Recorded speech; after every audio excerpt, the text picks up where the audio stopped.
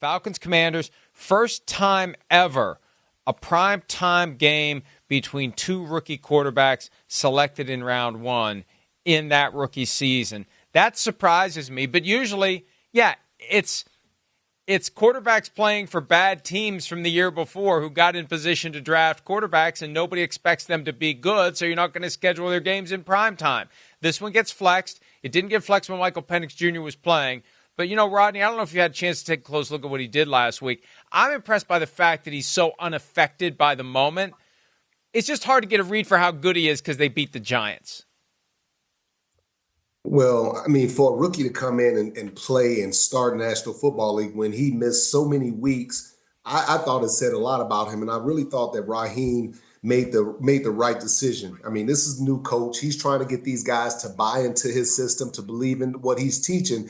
And for him to bench Kurt and to use this young guy, I thought it brought a lot of credibility because you could easily lose the locker room. Guys are saying, hey, man, we're in first place. Kurt is not playing good. So you got to hold everybody accountable. And the fact that he was held accountable and he got benched, those players respect Raheem Morris for the decision that he made.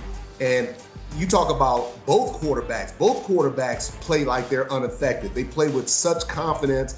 And I think the thing that I really impressed with Michael Penix, the way he throws the ball on those deep out routes. You talk about the play action pass. Kirk Cousins never sold me on the play action pass because he couldn't move. He was a stiff. Now you get this young guy who's healthy. He's fresh. He's got fresh legs. Now he fakes that play action pass. It's actually believable. So I'm really excited, man. This kid can play, Mike. He's got a strong arm. He's got a command, a very even keel personality. That's what they tell me. And they're really excited about this young man. And Raheem Morris did sort of, in a different way, what you advocated Matt Eberflus should have done with Tyreek Stevenson. Not cut Kirk Cousins, but hold him accountable. There are no sacred cows. If you're not getting it done, we're going to make a change. And when this all came up last week, we talked about it on the show. I think it was with Chris Sims. And, how good does Michael Penix Jr. have to be? He only has to be better than Kirk Cousins has been. And Kirk Cousins hasn't been good. 1 touchdown pass, 9 interceptions in the 5 games before he was benched. And now we see what Penix does against a better opponent. Also, the Falcons trying to nail down the NFC South. They're 1 game ahead, or they're tied with, whatever it is. They hold the advantage with the Buccaneers. I think they're currently tied at 8-7 each, but they have the head-to-head tiebreaker, so they're essentially in first place. Here's Raheem Morris on coaching in must-win games late in the season. I think you go into it with the same mentality. I think they're all high stakes when you come to the National Football League. I don't think it's any different. We don't have any, so to speak, cupcakes on the schedule. When you play the National Football League, every game is a high stake, high value game. That's what makes the league so special, right? That's why people get a little nervous about adding, more games.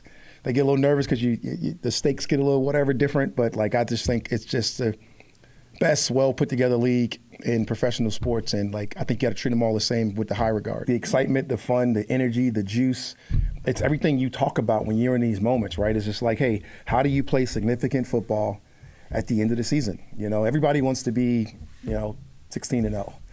Just not the reality of the business that we live in, but the reality is that you fight, you put yourself in position to go out there and win your division, and you put yourself a chance to get yourself to qualify for extra play.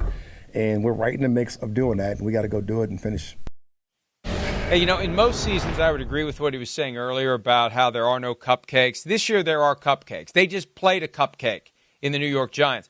The bad teams declared themselves early this year, Rodney, and stayed bad. It's why there are so few teams on the outside looking in who still have a chance to get in. When we do the graphic with the teams in the playoffs and the teams in the hunt, it's shrinking and shrinking.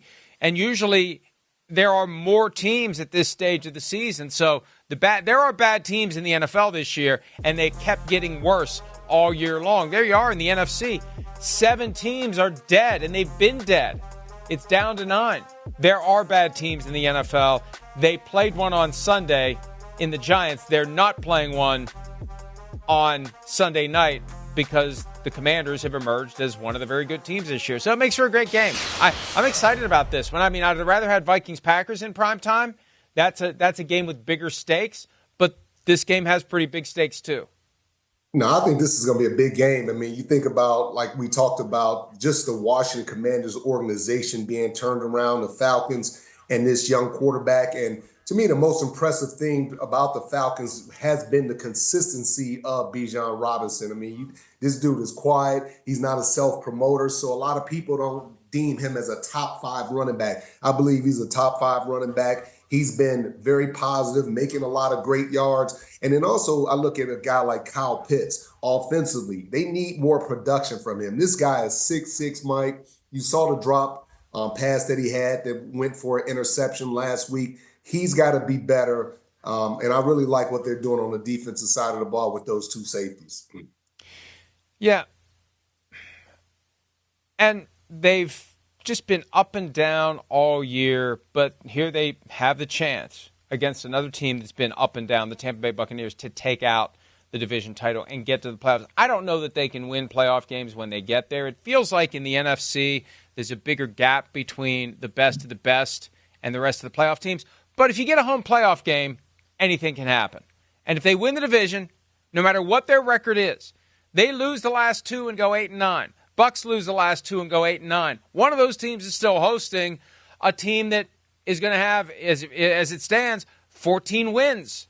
So that's just the way it works in the NFL, and they'll have a chance to advance no matter how badly they limp to the finish line as long as they win the division. It is amazing to see that. Now, the Commanders most likely aren't going to win the division, although they still have a chance to. They could still topple the Eagles. If the Eagles collapse and the Commanders win out, the Commanders can win the division. Here's Cliff Kingsbury, the Washington offensive coordinator, on the progression of rookie quarterback Jayden Daniels through 15 games in 2024.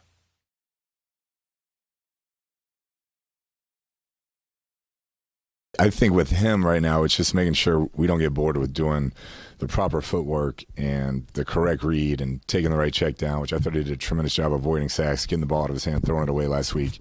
Like, don't get bored with making the routine play. I mean, he can do the Superman stuff when it's called for, and he does, but I think that's the biggest deal. Stay within yourself, stay within the system, and when it's time to make those plays, you're going to make those plays. So he did a nice job last week, and we just got to stay right there with it. And that's great Mike, advice. You know, Mike, yeah. hold on, Mike. This is something I love the fact that he said what he said because, you know, Coach Dungy always talk about doing the routine things extraordinary. Okay, not doing extraordinary things, but doing just the routine things extraordinary, and to be able to focus and really, I look at Cliff and see that he's grown as a coach as well. But just focusing on the footwork. Things that we talk about with Jordan Love, focusing on the little things, making sure he's doing his right reads. To me, that's coaching. And to me, that's where he's grown as an offensive coordinator. You know, at times with Kyler Murray, I felt like he just allowed Kyler Murray to kind of do his thing. Now he has a young guy that's very similar to Kyler Murray, but to me is a lot more talented as far as the arm talent and just overall. But now, you know, he has this guy and he feels like, hey, we're going to focus on the routine things. We're going to focus on the fundamentals. We're going to focus on the footwork. And that's what you have to do when you have a young player. You have to have him focus on the small things. I love that about Cliff Kingsbury, and it just shows me he's really grown as a coach. Yeah, and he may end up being Caleb Williams' head coach next year in Chicago. That's the problem with having an offensive coordinator and a defensive head coach with a young quarterback. If you do well with that young quarterback, somebody's going to say, we want him. Let's go get him, and let's make him Caleb Williams' head coach. They had a year together at USC before they both made it to the NFL. And let me say this last point. Caleb getting there for the first time. Go ahead. I think, you know, Jayden Daniels, he's so blessed to have the right personalities around him.